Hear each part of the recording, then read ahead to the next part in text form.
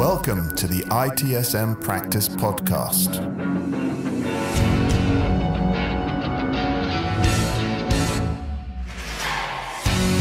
Welcome to another episode of the ITSM Practice Podcast, your source for insights into ITSM and IT security directly from the experts. I'm Luigi Ferri, and today we are joined by a special guest host, Mark Smalley, also known as the Ancient IT Philosopher. Mark helps IT people understand IT. People collaborate with Mark to discover where they are and to visualize where they want to be. Mark is a writer and a coach at Smalley.it and has contributed to the professional development of digital and ITSM in more than 30 countries. His latest contribution to our field: Are you digitally done? Why you should know and care about IT service. The book challenges current IT paradigms and is now available on Amazon. Today's episode, IT for Competitive Advantage, a Leadership Perspective, promises to reshape how you think about IT in your business. So, without further ado, let's explore these leadership strategies that can propel your company forward. Let's dive in. Thanks, Luigi. You asked me to share some thoughts on a topic that interests me, so I've picked the business value of IT. Why this topic? It's not only an interesting intellectual challenge, but many IT professionals struggle to explain the value of their work to business managers. And one of the common anti-patterns in this communication is that IT professionals talk too much about the features of IT and too little about the benefits, costs and risks. It's very much like the sell me this pen scene in the film The Wolf of Wall Street, where the aspiring salesperson focuses on what the pen looks like and how it writes, rather than the need it fulfills. If you haven't seen the scene, you can find it easily enough on YouTube. So the key thing is to translate the features of IT, such as utility and warranty that we often talk about, into what IT systems and services actually do for the user organization. I'll talk you through how I do this in 4 steps, in which I look at IT performance, its effect on the business model, business performance, and business results, these 4 factors. First, I assess how the IT investment affects the following 6 factors: value, speed, and resilience, and collaboration, assurance, and efficiency. First, value. Does the investment affect the intrinsic utility of IT? This is typically embodied in the functionality of the applications. Secondly, does it improve the speed with which the system or service is provided? Then, does it increase the operational performance and resilience? Next, does the IT investment improve the collaboration between the IT department and the users, where value is co-created when the users actually use the system in their business context? Fifth point is, does it provide more assured conformance to governance, risk and compliance requirements?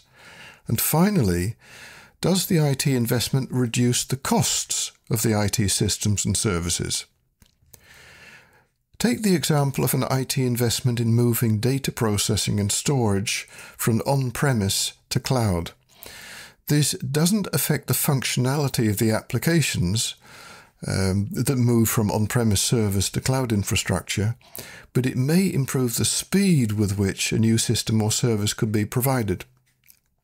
It will probably improve the operational performance and resilience of the systems, might well pose a challenge for governance, risk and compliance, but will certainly shift costs from capital expenditure, CapEx, to operational expenditure, OpEx, and it might even decrease them.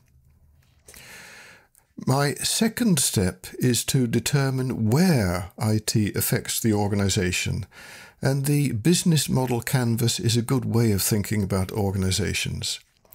It consists of 9 building blocks that represent the core components of a business operation and how they interact with each other to create value for customers and generate revenue. They are the customers, the customer relationships and channels, the value propositions themselves, the key activities, resources and partners that are needed to create and provide the value propositions, and finally, the revenue streams and the cost structure. Our cloud migration example might affect some of these areas more than others, but that will depend on the functionality of the applications, not the underlying cloud platform. But it will probably affect the cost structure. My third step is about how IT affects how the organization performs. I use a model with 9 dimensions of how organizations often need to be able to act so that they can achieve their objectives. The desired performance of each of these dimensions varies from organization, of course. But here are the 9 dimensions. Organizations desire to be responsible and perceived as such, resilient to disruption, adaptable to take advantage of new challenges and opportunities, innovative, stakeholder-focused, collaborative, and at a more operational level, effective, productive, and efficient. Our cloud migration example will probably contribute to resilience and to efficiency in these dimensions. The fourth and final step is about IT's contribution to achieving business objectives.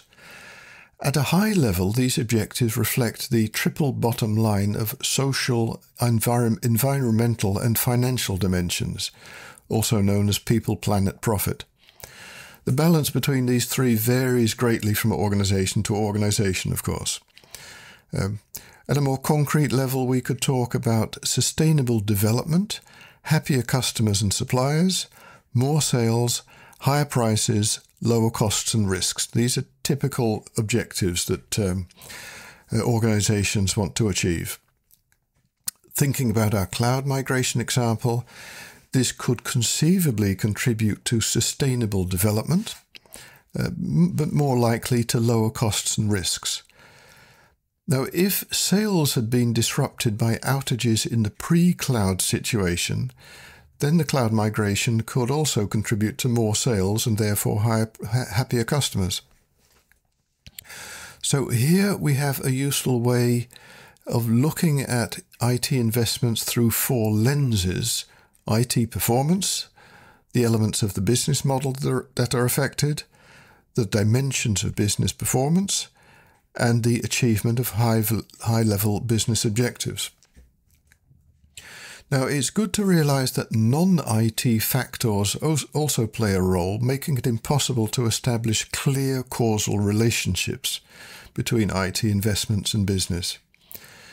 And it also depends on how technical the IT investment is. It's obvious where and how a customer relationship management system will affect the business, but less so for new cables. Nevertheless, it's always good to know where and how the applications contribute.